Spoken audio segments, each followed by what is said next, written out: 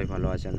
চলে আসলাম আবার একটা ভিডিও নিয়ে। অ্যান্ড্রয়েডের একটা অ্যাপস নিয়ে আলোচনা করব, যে অ্যাপসটা হয়তো আপনি এর আগে দেখেছেন, কিন্তু হয়তো এটার ব্যাপারে আপনি এত ভালোভাবে জানতেন না।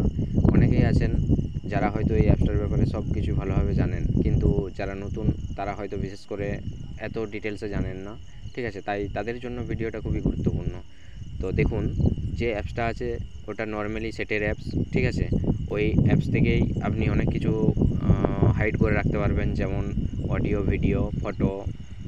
ঠিক আছে, সব রকমই ওই অ্যাপসের মধ্যে হাইড করে দিতে পারবেন।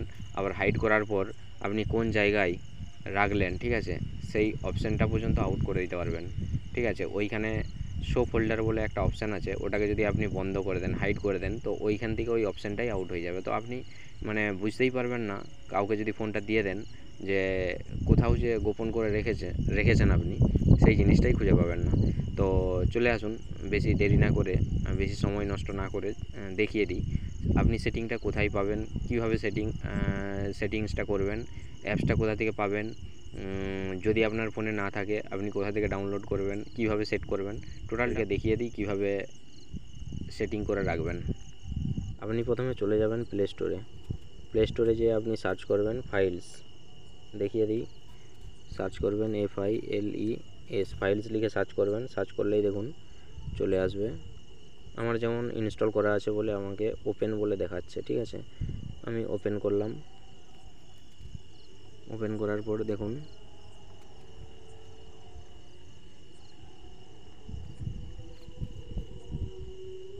এখানে দেখতে পাচ্ছেন স্ক্রিন রেকর্ডার, হোয়াটসঅ্যাপ, এখানে যা কিছু আছে আপনি সমস্ত কিছু এখান থেকে দেখতে পারবেন, প্রথম কথা।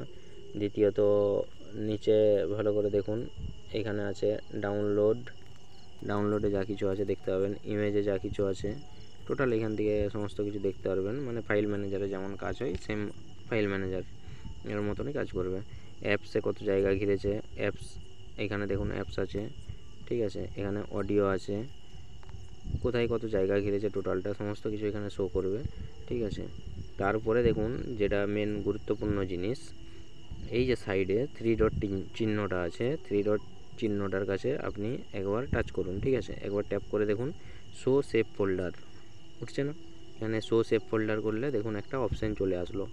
ঠিক আছে, এই অপশানটা কিন্তু অনেকের হয়তো বন্ধ থাকতে পারে, হাইড সেভ ফোল্ডার করে দিলে কিন্তু এটা বন্ধ হয়ে যাবে। আর যদি চালু করে দেন তাহলে কি করে চালু করবেন, 3 ডটে যাবেন, শো সেভ ফোল্ডার, এখানে টাচ করে দেবেন, তাহলে এখানে চলে আসলো। আমার যেমন এখানে প্যাটার্ন দেওয়া আছে একটা, আগের থেকে এটা সেট আপ করা আছে, তাই এখানে আমি টাচ করলেই প্যাটার্ন চাইবে।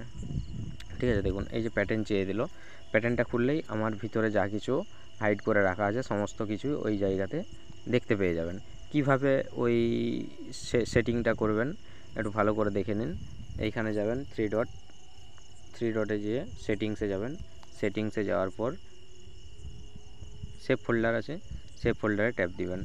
ট্যাপ করার পর আপনি রিসেট সেভ ফোল্ডার করে দিতে পারেন, আপনার যে প্যাটার্ন সেট করা ছিল সেটা আউট হয়ে যাবে। ঠিক আছে, বা চেঞ্জ লক আপনি যদি টাচ করেন তো এখানে আগের যে প্যাটার্ন দেওয়া আছে, প্যাটার্নটা দেওয়ার পরে আবার নিউ প্যাটার্ন দিয়ে এটা চেঞ্জ করে নিতে পারবেন। ঠিক আছে, এটা হলো। তারপরে আপনি ধরুন এইখানের মধ্যে কোনো একটা ফটোকে ওইখানে ট্রান্সফার করবেন। ঠিক আছে, হয়তো এই ফটোটা আপনার কোনো গোপন একটা ফটো হয়তো সরিয়ে রাখতে চাইছেন।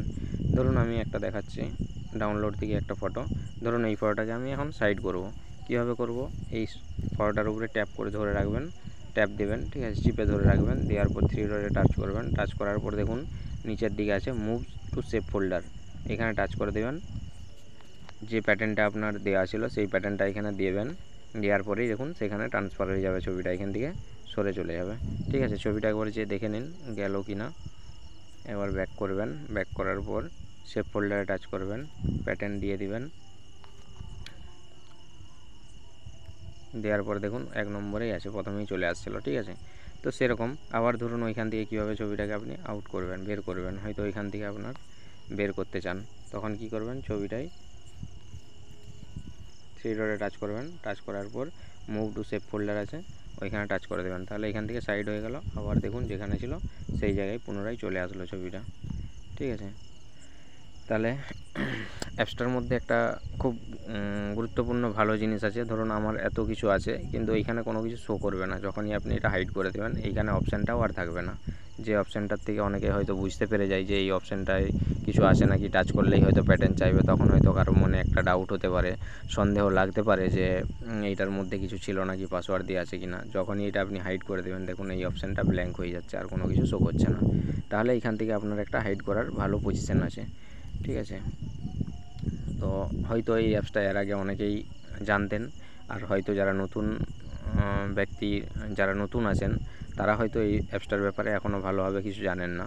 তাই তারা যদি এই ভিডিওটা ভালো করে একটু ফলো করেন, কোনো কিছু অ্যাপস ডাউনলোড না করে এই অ্যাপসটা থেকে আপনি খুব ভালোভাবে হাইড করে রাখতে পারবেন। অনেক ইজি এবং খুব সহজ প্রসেস। আশা করি অ্যাপসটা দেখে আপনারা সেটিংসটা বুঝতে পেরেছেন। আপনারা নিজে একবার ট্রাই করে দেখুন।